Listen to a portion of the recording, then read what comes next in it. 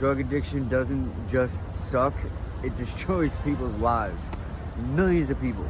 I mean, day in and day out, mothers, grandmothers, grandkids, great uncles, whatever it the case may be, it takes their lives and it kills them and they don't come back. Please don't feel sorry for me. If I die, I die, and that's my fault. And I knew what the repercussions were. I don't wish this on anybody. I don't. I obviously you think about the people overseas in the jails or over there, they get caught stealing I don't know, a leaf, and they get their hand cut off, and that's pretty bad. I don't wish that on anybody, but in America, today's society, to have such a not a pandemic, but not a pandemic, whatever that word is, it shouldn't be that way. I don't wish this on my greatest enemy. If you have kids, please just make sure they don't end up like me. I am lucky and fortunate enough that I don't have kids, because they probably would be living with someone who isn't their biological parents. It doesn't matter if it's summer, if it's winter, if it's hot, if it's cold, if it's windy, if it's I can remember having to go in the blizzard and no drug dealers were out, and then when they did come out, they jacked the prices up, and because they felt like they had the right to, because hey, I'm the only one out here. Blizzard, drug addiction and drug selling and drugs, period, does not stop. It doesn't discriminate. Like my one friend said a couple weeks ago, I was walking with them and some black lady said, "Hey, what are you doing hanging out with that white boy?" And he said it the best. He's just like, "You know what, miss?"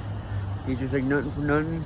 He's just like, "But the only thing that me and this guy don't have in common is our skin color. Everything else we have in common."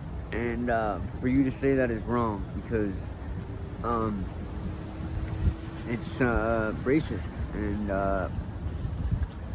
not racist, but it's just prejudice, and whatever you want to call it. You can be poor, you can be rich, any age. When I went to rehab, the guy told me that they had a 7-year-old kid in there that was addicted to heroin, that shot heroin, and then they had I was in there with this lady that was 88 years old, and she would have to shoot up under her breastbone because of how bad her veins were and everything. Cool as hell though. She was like, that was my buddy, that's who I hung out with. I don't know what that says about me, but I really took to her and I liked her. And I wonder, I'd imagine she's not alive. She was 88 back then. But parents leave their kids for drugs, kids leave their parents for drugs, and their lives behind. I was fortunate enough that, maybe not fortunate enough, maybe maybe my parents should have just, skedaddled when I was 3 or 4. Maybe then I wouldn't have turned out like this. But I mean, if you want to say anything, I guess I was fortunate that they stayed in my life. But I mean, only to show me how to get high. But I mean, not only to, they loved me, they did things for me, they showed me how to throw a baseball. I didn't steal money out of my grandfather's wallet. But I'm telling my story about drug addiction, and I pray. Obviously, you see, I haven't made it out of here yet, and I am ashamed of that. And But I am going to make it out of here one day, and it's not going to be in a cardboard box. And if it is,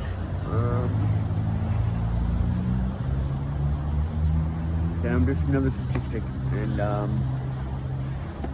all of my 37 years will be for nothing. And I will be gone and probably be forgotten.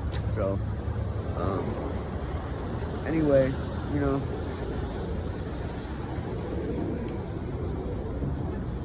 my life is hell. And my main question to myself is, why doesn't it bother me more than it does? Why am I okay with this? That's like a big leap that I gotta take and figure out. Anyway, my New York Jets are playing right now. They're probably getting their asses kicked. Anybody go Jets, but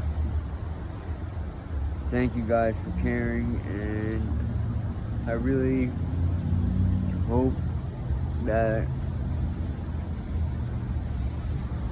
people realize how hard it is for me, for anyone, any drug addict to get clean.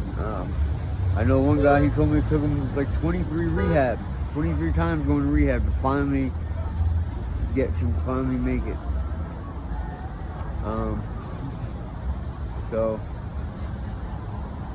please just pray for me, and please just say that I make it, and I don't leave here in a box, and I'm able to shine. All I want to do is shine,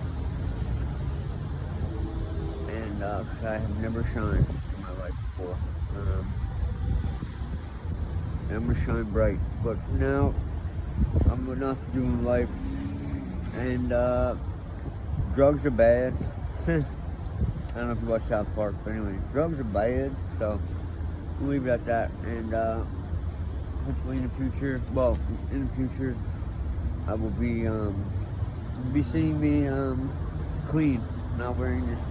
Let me look what I'm wearing. Look at my pants. Look at this. I've had this on for a month probably. But thank you guys. I love you guys.